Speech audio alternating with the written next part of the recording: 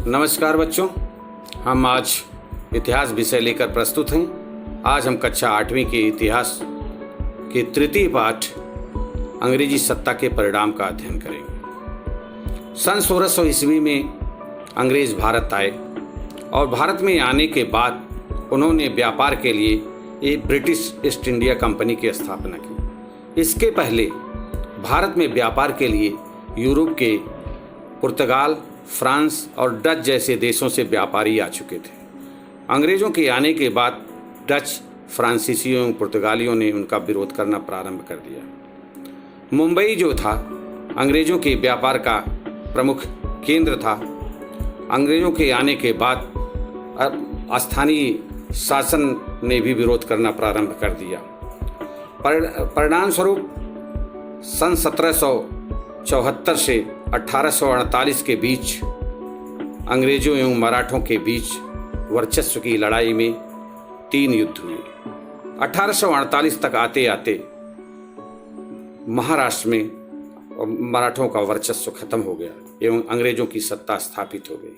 न केवल महाराष्ट्र बल्कि पूरे भारत में अंग्रेजों के आने के बाद क्या परिणाम हुआ, अगर हम बिंदुवार इसका अध्ययन करें तो पहला हम देखते हैं कि अंग्रेजों ने आने के बाद यहाँ पर दोहरी शासन प्रणाली लागू की। दोहरी शासन प्रणाली आखिर क्या है? जिन शासकों को उन्होंने अपने प्रभाव एवं वर्चस्व में लिया, अपने आधिपत्य में लिया, वहाँ पर उन्होंने कानून एवं व्यवस्था का पालन करने का अधिकार जो था वह स्थानीय शासक के पास रखा और कर जो है संकलन का अधिकार जो है स्वयं के पास रखा। परिणाम क्या हुआ कि कर संकलन का जो भी पैसा आता था वह अंग्रेज व्यापारियों के जेब में जाने लगा, जिससे स्थानीय कृषक वर्ग एवं स्थानीय निवासी जो है कर संकलन की पद्धति से त्रस्त होने लगे। इसके बाद दूसरा परिणाम हम देखते हैं कि भारत में पार्लियामेंट द्वारा बनाए कानूनों को लागू किया गया। आखिर पार्लियामेंट द्वारा बनाए कानून क्या थे?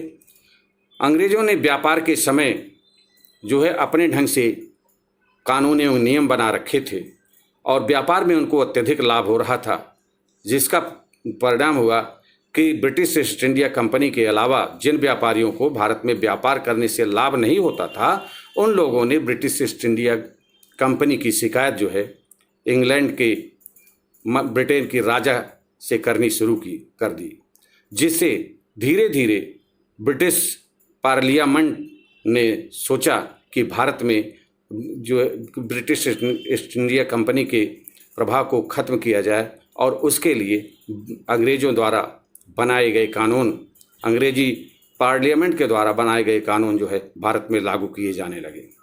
फिर अंग्रेज जब अपनी सत्ता यहाँ स्थापित कर लिए तो उन्होंने यहाँ की शासन प्रणाली को भी अपने ढंग से चलाना चालू किया। यहाँ पर उन्होंने प्रशासनिक तंत्र स्थापित किया। यहाँ पर भारत में कानून व्यवस्था बनाए रखने के लिए उन्होंने जीते गए प्रदेशों को जिलेवार बांटा और जिले का प्रशासन चलाने के लिए एक जिलाधिकारी एवं कलेक्टर की नियुक्ति की। ये जो है अधिकारी जो होते थे, इनको इंडियन सिविल सर्विसेज या ICS के द्वारा चयन किया जाता था और वही जो आकर के यहाँ पर शासन चलाते थे। न केवल प्रशासनिक तंत्र बल्कि सेना एवं पुलिस में भी अंग्रेजों ने अपने ढंग से परिवर्तन किया। उन्होंने यहाँ पर अपने शासन को मजबूत रखने के लिए एवं जो शासक उसकी बातों को नहीं मानते थे उनका दमन करने के लिए सेना की स्थापना की। आज भारत की जो भी सैन्य व्यवस्था है, जो भी सेना का स्वरूप है, वह अंग्रेजों द्वारा स्थापित सेना की व्यवस्था के अनुसार चलता है। उन्होंने पुलिस बल भी स्थापित किया है। इसके पहले जो है यहाँ के शासक अपने ढंग से कानून व्यवस्था बनाए रखते थे, लेकिन यहाँ अंग्रेजों ने आने के बाद यहाँ पर एक पुलिस बल की स्थापना की। इसके बाद होता न्यायिक प्रणाली, न्याय व्यवस्था। इसके पहले शासक जो थे, भारतीय शासक जो थे, वह अपने ढंग से न्याय प्रणाली चलाते थे। यहाँ पर पंचायत व्यवस्था थी एवं बहुत से न्याय करने के अधिकार राजा के पास थे। लेकिन अंग्रेजों ने आने के बाद यहाँ पर जो है आज जैसी हमको न्यायिक प्रणाली दिखाई देती है, जिस प्रकार से लोअर कोर्ट, हाई कोर्ट और सुप्रीम कोर्ट होता है वह उसी अंग्रेजों द्वारा स्थापित न्यायिक प्रणाली के अनुरूप चल रहा है। यही नहीं, इसके पहले के शासक जो थे जाति आधारित न्याय व्यवस्था को लागू करते थे, जात के आधार पर न्याय दिया जाता था। लेकिन अंग्रेजों के आने के बाद अंग्रेजों ने प्रत्येक मनुष्य को समान न्यायिक विधि के अनुसार न्याय देना प्रारंभ किया। फिर होता है कृषि का व्यापारीकरण। अंग्रेजों के आने के पहले भारत में केवल खाद्यान्न उत्पन्न किया जाता था और उस खाद्यान्न का एक निश्चित भाग जो है राजा कर के रूप में वसूल करता था। लेकिन अंग्रेजों के आने के बाद यहाँ पर अंग्रेजों ने व्यापारिक कृषि का बढ़ावा दिया। व्यापारिक कृषि आखिर क्या है? व्यापारिक कृषि उस कृषि को कहते हैं जिसमें ऐसी फसलें उगाई जाती हैं जो नकदी के रूप में जिनसे पैसा प्राप्त होता है, जैसे चाय है, तंबाकू है, नील इत्यादि की खेती उन्होंने प्रारंभ किया। अंग्रेजों के आने के बाद भारतीय उद्योग धंधों का ह्रास भी हुआ, भारतीय उद्योग धंधों पर भी प्रभाव पड़ा। इसके पहले भारत में समस्त जो है अर्थतंत्र ग्रामीण अर्थतंत्र था एवं तमाम रोजगार के अवसर गांवों में उपलब्ध थे। हर व्यक्ति का अपना एक निश्चित धंधा था। यहाँ पर कपड़े जो है हथकरघे को द्वारा बनाए जाते थे। लेकिन जब अंग्रेज आए तो वहाँ उन्होंने जो है कपड़ा बुनने के लिए वहाँ की मशीनों का प्रभाव जो है भारतीय उद्योगों पर पड़ने लगा।